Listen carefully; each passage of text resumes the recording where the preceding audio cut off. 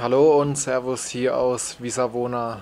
Ja, heute haben wir jetzt endlich die Hälfte der Strecke geschafft. Die heutige Etappe war wieder recht fordernd. Es ging erstmal steil den Berg hoch, mal wieder.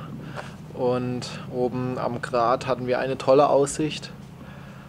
Und den restlichen Weg, so circa 3, 4 Stunden, ging es steil bergab. Bis wir zu Badegumpen gekommen sind, wo es auf einmal relativ touristisch wurde. Das war mal wieder ein kleiner Kulturschock, würde ich sagen, so viele Menschen zu sehen. Aber es war wieder ein schöner Tag. Aber darum soll es heute auch gar nicht im Großen und Ganzen gehen, sondern wie wir das hier auf dem GR20 mit dem Essen gemanagt haben. Nämlich, wir haben uns größtenteils selbst versorgt. Und da wollte ich euch kurz zeigen, was wir da alles mit haben. Und zwar haben wir von Nature Hike diese Töpfe. Zum einen großen zum Kochen, einen mittelgroßen, wo Lena draus ist, und einen kleinen, wo ich meinen Kaffee draus trinken kann. Um das Ganze warm zu machen, haben wir Campinggas gekauft. Das kriegt man entweder in Calvi oder in Calenzana. Und zu Hause haben wir uns bei Amazon einen Gaskocher bestellt. Mit Piezo-Schaltung, sodass wir kein Feuerzeug brauchen. Das wird dann hier drauf geschraubt, auseinander gemacht, Topf drauf und so wird dann gekocht. Was wir noch gekauft haben, falls wir so eine praktische Gaskartusche zum Schrauben nicht bekommen, einen Adapter. Das Ganze wird dann wieder zusammen gemacht, also der Gaskocher hier in diese Schachtel.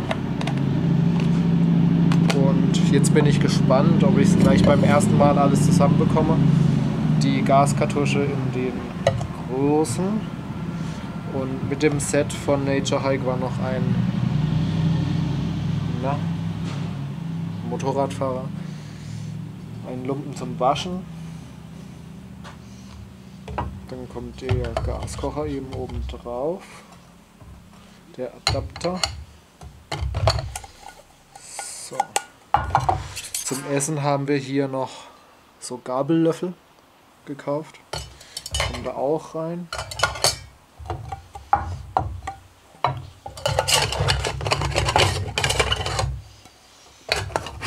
Ist jetzt alles noch nass, weil wir es gerade eben benutzt haben und gewascht haben.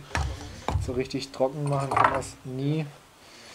Und im Set bei Nature Hike gibt es dann eben noch eine passende Tasche.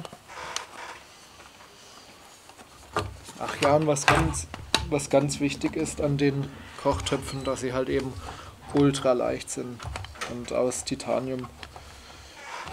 So ein Ding wiegt vielleicht 70 Gramm, also eigentlich fast nichts.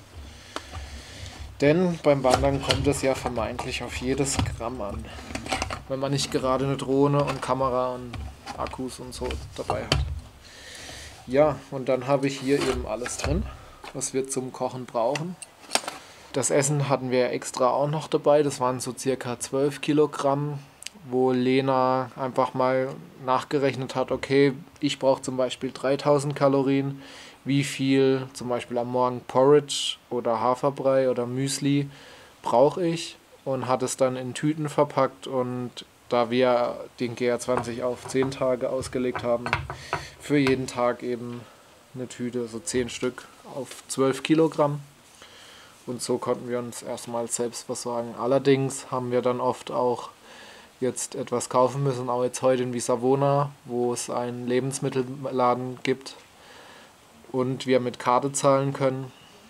Haben wir uns einfach ein bisschen eingedeckt, nochmal Nudeln gekauft, weil wir haben jetzt quasi die 10. Etappe hinter uns, eigentlich sind es ja 19, und wir wollen die restlichen 9 Etappen in 4 Tagen laufen. Das heißt, 4 Tage lang mindestens 8 Stunden wandern.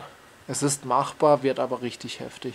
Wir wollen das zum einen, weil unser Flug schon relativ zeitig geht. In 7 Tagen meine ich. Also morgens schon.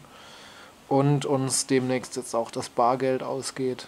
Man kann auf dem ganzen GR20 kein Bargeld abheben. Und wir, wenn wir weniger laufen, natürlich auch weniger Bargeld brauchen, weil jede Unterkunft kostet nochmal 14 Euro, 7 Euro pro Person, obwohl man nur zeltet. Genau, das heißt, morgen haben wir auch schon wieder die nächste Doppeletappe. 20 Kilometer vor uns mit relativ viel Höhenmetern, aber jetzt im Süden soll es nicht mehr so hart sein wie im Norden. Mal schauen. Und das war's auch schon. Bis morgen. Ciao, ciao.